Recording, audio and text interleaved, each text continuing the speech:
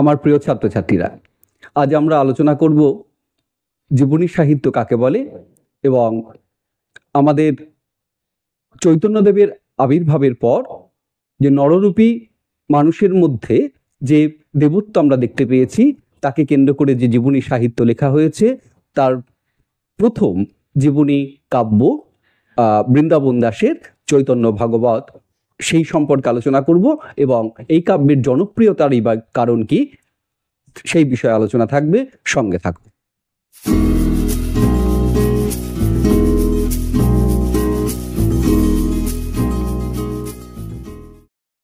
যেসব মানুষের কথা অন্যের কাছে গ্রহণীয়, আদরণীয় এবং মানুষ যাদের দ্বারা অনুপ্রাণিত, তাদের কথা নিয়ে যখন সাহিত্য বা কাব্য রচিত হয় আমরা তাকে জীবনী কাব্য বা জীবনী সাহিত্য বলি। বাংলা ভাষায় রচিত প্রথম জীবনী কাব্য শ্রী চৈতন্য মহাপ্রভুকে নিয়ে লেখা বৃন্দাবন দাসের চৈতন্য ভাগবত। কিন্তু এর আগে যে জীবনী কাব্য রচিত হয়নি এমনটি নয়। বিশেষ করে আমরা জানি পাল রাজাদের আমলে রামপালকে নিয়ে সন্ধ্যাকর নন্দীর রচিত রামচরিত মানস দ্ব্যর্থবোধক ভাষায় লেখা। কেউ কেউ মনে করেন যে এই রামচরিত মানসের মধ্যে একাধারে রামপালের কথা যেমন আছে তেমনি আমাদের অবতার মহাপুরুষ শ্রী রামচন্দ্রের কথাও দ্ব্যর্থবোধক ভাষায় ব্যক্ত হয়েছে।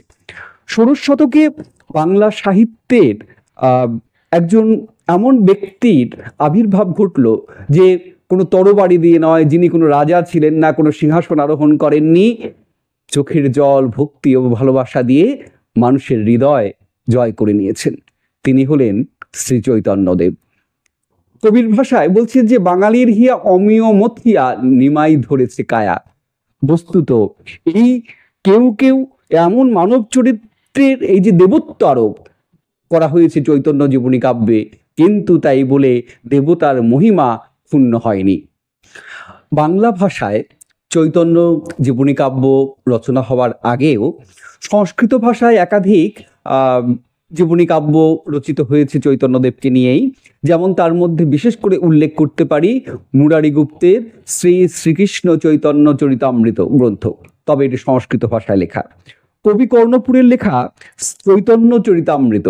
অতএব এই সমস্ত গ্রন্থগুলি যেহেতু সংস্কৃত ভাষায় লেখা, তাই বাঙালি জনমানসে ততটা ছাপ ফেলেনি।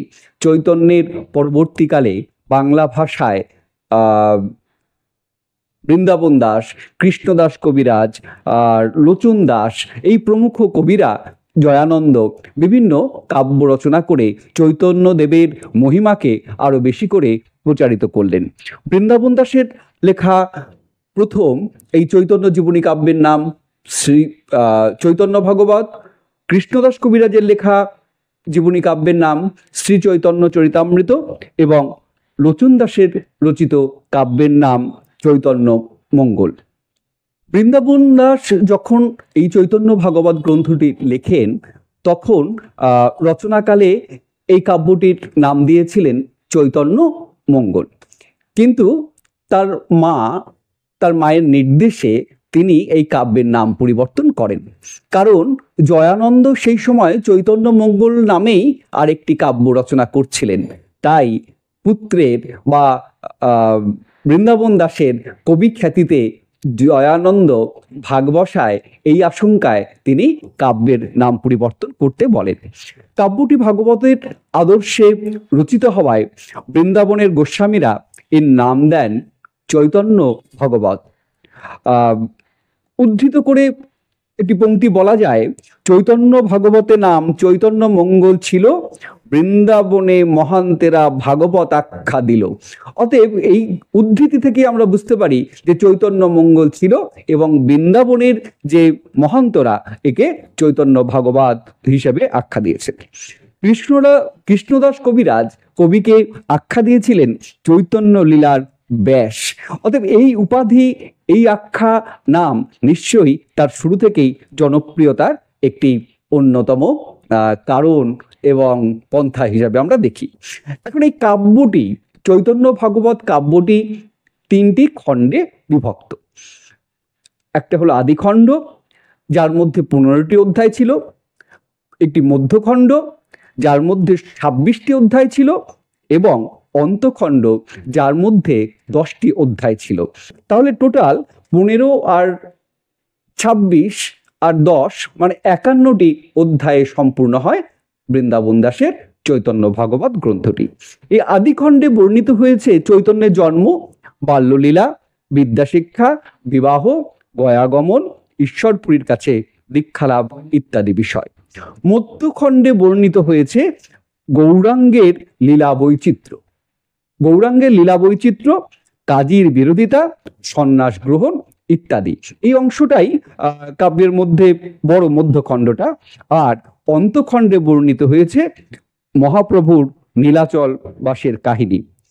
তো এই চৈতন্য ভগবত অলৌকিক বাতাবরণে বর্ণনা করেছেন যে দেশকে পাপ এবং গ্লানি থেকে মুক্ত করবার জন্যই শ্রী চৈতন্যের আবির্ভাব, এমন মাহাত্ম্য প্রচারই ছিল এই গ্রন্থের অন্যতম উদ্দেশ্য। শুধু চৈতন্য জীবন কথা নয়, চৈতন্যের অলৌকিকত্বের কথা নয়, চৈতন্য ভাগবত একই সঙ্গে সামাজিক, ঐতিহাসিক, রাষ্ট্রনৈতিক এবং ধর্মীয় সমস্ত বিষয় একাকার হয়ে গেছে। আসলে সেই সময়কার একটা ঐতিহাসিক দলিল হিসেবে এই গ্রন্থটিকে আমরা বিবেচনা করতে পারি। নবদ্বীপ একই সঙ্গে ছিল বিদ্যাশিক্ষার একটা বিশিষ্ট কেন্দ্র, এবং নবদ্বীপ একই সঙ্গে বিত্তবান মানুষের সমাবেশ ঘটেছিল। তবুও মানুষ তার ধর্ম এবং শিক্ষা সত্ত্বেও ধর্মের সংকীর্ণ গণ্ডি থেকে বেরিয়ে আসতে পারেননি। গ্রন্থের এক জায়গায় তিনি উল্লেখ করছেন, ধর্মকর্ম লোক সবে এই মাত্র জানে, মঙ্গলচণ্ডীর গীত করে জাগরণে, দম্ভ করি বিশ্বহরি পূজে কোন জন, পুত্তলি গড়ে কেহ দিয়া বহুধন। বস্তুত নবদ্বীপ ছিল একাধারে লক্ষ্মী ও সরস্বতীর আবাস। অর্থাৎ এই অর্থে নবদ্বীপের সেই মহাপ্রভু শ্রী চৈতন্যদেবের নিয়ে লেখা, শ্রী চৈতন্যদেবকে নিয়ে লেখা চৈতন্য ভাগবত নিঃসন্দেহে আমাদের কাছে খুব গ্রহণীয় এবং আদরণীয় গ্রন্থ। বাংলা সাহিত্যে যত চৈতন্য জীবনী গ্রন্থ রয়েছে, যত চৈতন্য জীবনী কাব্য রয়েছে, তার মধ্যে বৃন্দাবন দাসের চৈতন্য ভাগবত নিঃসন্দেহে উল্লেখযোগ্য এবং জনপ্রিয়। এই জনপ্রিয়তার কারণও ছিল, কারণ হিসেবে আমরা উল্লেখ করতে পারি, প্রথম কারণই এটা যে বাংলা ভাষায় রচিত প্রথম চৈতন্য জীবনী কাব্য বৃন্দাবন দাসের চৈতন্য ভাগবত। অতএব প্রথম হওয়ার যে সুযোগ, যে সুবিধা, নিশ্চয়ই সেই সম্মান তিনি, সেই গৌরব তিনি লাভ করে আছেন। বহু গবেষণার ফলে দেখা গেছে লৌকিক অলৌকিকের বাতাবরণে এই কাব্যটি, ওই আলো ছায়ার বাতাবরণে কাব্যটি রচিত। তাই চৈতন্য কখনো নর, কখনো নারায়ণ, কখনো মানুষ, কখনো দেবতা হয়ে উঠেছেন। তাহলে দেবতার মানুষের এই যে সংমিশ্রণ, অপূর্ব সংমিশ্রণ, অতএব এই কারণেই কাব্যটি আমাদের কাছে এত জনপ্রিয় হয়ে উঠেছে। হিন্দুদের মধ্যে যে বর্ণ বৈষম্য ছিল, মুসলমান রাজা নবাবদের যে নিষ্ঠুরতা ছিল, তা এই গ্রন্থে বলিষ্ঠভাবে উচ্চারিত। তাহলে হিন্দুদের বর্ণ বৈষম্য নিঃসন্দেহে সমাজের মানুষকে দুর্বল করেছে, নিষ্ঠুর অত্যাচার করেছে। পাশাপাশি ছিল মুসলমান রাজা এবং নবাবদের অমানবিক নিষ্ঠুর অত্যাচার। তা বলে সবাই যে নিষ্ঠুর ছিলেন এমনটিও নয়, ভালোদের উদাহরণও ইতিহাসে আমরা পাই। এখানে চৈতন্যকে কৃষ্ণের অবতার রূপে দেখানো হয়েছে, যে কৃষ্ণের অবতার রূপে দেখানো হয়েছে, আর নিত্যানন্দকে বলরামের অবতার রূপে অঙ্কন করা হয়েছে। নিঃসন্দেহে এমন উদাহরণ অন্য কোনো চৈতন্য জীবনীতে নেই। এই গ্রন্থটির জনপ্রিয়তার অন্যতম কারণ যে এই গ্রন্থে একই সঙ্গে পাণ্ডিত্য এবং দার্শনিকতার ভারাক্রান্ত হয়নি। যে অনেক গুরুগম্ভীর তত্ত্বকথাই বলা হয়েছে সহজ সরল বর্ণনায়। তাহলে এই যে সহজ সরল ভাষায় বর্ণিত হওয়ার ফলে মানুষের কাছে তা সহজেই গ্রহণযোগ্য হয়ে উঠেছিল। নিঃসন্দেহে এটা জনপ্রিয়তার অন্যতম কারণ। পরবর্তী কারণ হিসেবে উল্লেখ করতে পারি, শুধু ভক্তের ভক্তি নয়, যে কবির আবেগ, কল্পনা শক্তি কাব্যটিকে উৎকর্ষতা দান করেছিল। তাহলে এই যে একসঙ্গে শুধু ভক্তি, আবেগ, কল্পনা শক্তি, অতএব এর মিশ্রণে কাব্যটি উৎকৃষ্ট হয়ে উঠেছে।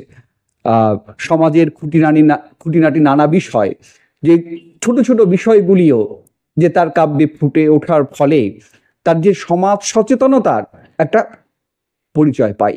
তাই এটা শুধু জীবনী কাব্য নয়, চৈতন্য ভগবত হয়ে উঠেছে ষোড়শ শতকের ঐতিহাসিক সামাজিক একটা দলিল। নিঃসন্দেহে তা আমাদের কাছে সংরক্ষণযোগ্য এবং আমাদের কাছে জনপ্রিয়, স্বর্ণখচিত। এই অবধি আজকের আমাদের আলোচনা। পরবর্তী বিষয় আমরা অন্য ভিডিওতে নিয়ে আসব। তোমাদের ভালো লেগে থাকলে ভিডিওটি লাইক করবে, শেয়ার করবে এবং সাবস্ক্রাইব করবে। ভালো থাকবে সবাই, ধন্যবাদ।